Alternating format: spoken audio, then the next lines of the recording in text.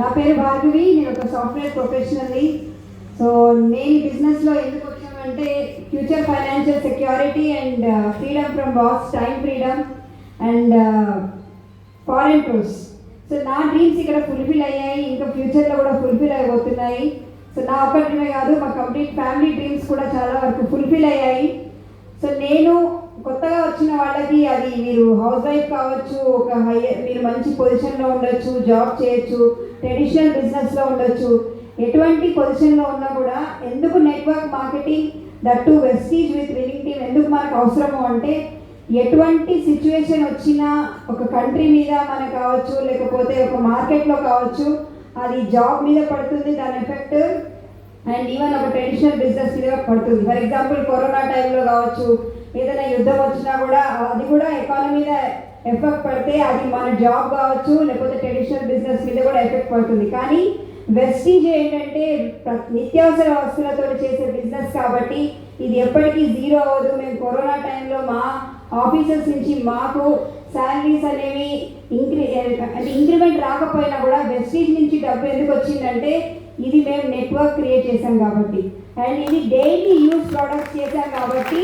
Business అనేది ఎటువంటి పొజిషన్లో ఎకానమీకి దిగిందా ఎక్కిందా లేకుండా కూడా ఈ బిజినెస్ మనకి ఎప్పుడు జీరో కాదు. అందుకే మనం మన ఫ్యూచర్ జనరేషన్ కోసం, మన ఫ్యామిలీ కోసం మనం ఈ బిజినెస్ బిల్డ్ చేసుకోవాలి, టీమ్ నెట్వర్క్ క్రియేట్ చేసుకోవాలి. Because network is network. So thank you, wish you. yes, good afternoon. Excited ఉన్నారా? మేల్కొని ఉన్నారా? మేల్కో మిత్రమా. ఎందుకు అంటే జీవితం ఇక్కడ మారవచ్చు.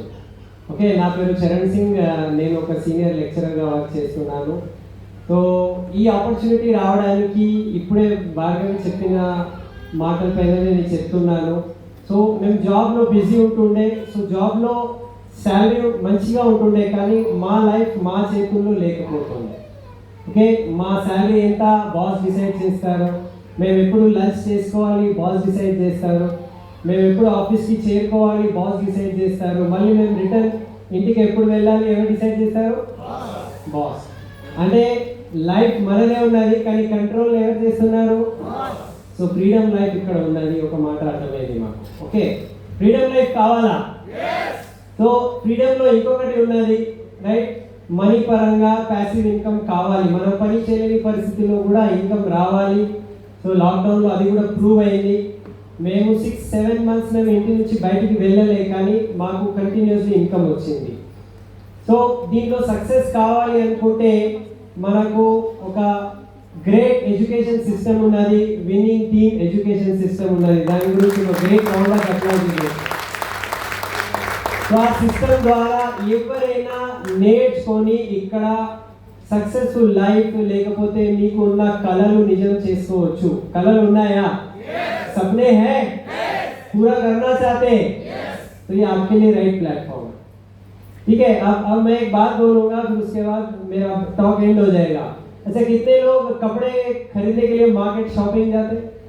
शॉपिंग వెళ్తారు కదా, పెద్ద పెద్ద షాపింగ్ మాల్స్, చందన బ్రదర్స్, రైట్, ఇంకా బ్రదర్స్ ఉంటారు కదా, బ్రదర్స్ సిస్టర్ షాప్స్ ఉంటాయి కదా. సో పెద్ద పెద్ద బ్రదర్ షాప్ ఉంటాయి కదా. ఇప్పుడు ఆ షాప్లో మీరు వెళ్తే, మీరు అక్కడ వెళ్తారు, షాప్స్లో డబ్బులు ఇస్తారు, అండ్ కొన్ని మీకు ఇష్టమైనది చీరలా లేకపోతే సూటా కొనుక్కొని వస్తారు కదా. खरीद के आते कि नहीं आते? अच्छा, कोई भी एक शॉप वाला आपको बोला कि आप पहली बार आए, ठीक है, पैसा खर्चा किए, शॉप से आप सामान ले लिए, तो अगली बार जब आएंगे आपको कुछ कैशबैक इनकम मिलेगा. कोई बोलता है ఎవరైనా చెప్పినారా క్యాష్ బ్యాక్ ఇన్కమ్ ఉంటుందని? లేదు, cash back income no problem. మీరు ఇట్లనే వస్తూ ఉంటే మీకు కూడా మేము పార్ట్నర్షిప్ ప్రాఫిట్ ఇస్తామని ఎవరైనా చెప్తారా? హలో, రైట్, కొంతమంది నవ్వుకున్నారు, అట్లనే చెప్తారు సార్ అని. కానీ వెస్టీజ్ ఏకైక ఒక ఆన్లైన్ షాపింగ్ మాల్ ఉన్నది. మీరు ఇక్కడ యాజ్ ఏ కస్టమర్ వస్తారు, కానీ కొన్ని రోజుల తర్వాత మీకు క్యాష్ బ్యాక్ ఇన్కమ్ వస్తుంది. పని చేసుకుంటా ఉంటే మీకు ప్రాఫిట్ షేరింగ్, మీరు దీంట్లో పార్ట్నర్షిప్ కూడా తీసుకోవచ్చు. అర్థమైందా పాయింట్?